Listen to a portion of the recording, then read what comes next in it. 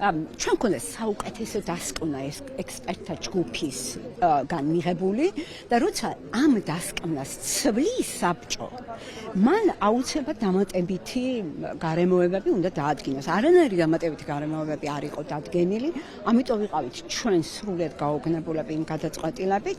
ახლა საბჭომ გაიზიარა ყველა ჩვენი, ასე ვთქვათ, მოსაზრება და მართლაც ყოველგვარი წინაპირობის, ანგარიშის და მონიტორინგის გარეშე მივიღეთ სრული აკრედიტაცია და პროცესი ნამდვილად, რა ვიცი, კიდევ ერთხელ გავიმეორებ, რომ სამართლიან ბრძოლას ნამდვილად აქვს აზრი, ჩვენთვის უმნიშვნელოვანესი პროცესია ეს, ჩვენ ძალიან ახალგაზრდა უნივერსიტეტი ვართ და ის ძალისხმება, რასაც სწორედ ამ საერთაშორისო განათლებაში, მოთხოვით 14 მიმართულებით ევრომაგი ხარისხის პროგრამას ვახორციელებთ გერმანიის, ბელგიის, საფრანგეთის, ესპანეთის უნივერსიტეტებთან ერთად და ძალიან მნიშვნელოვანია, რომ ამის შესაძლებლობა მოგვეცეს სრულფასოვნად, ხო?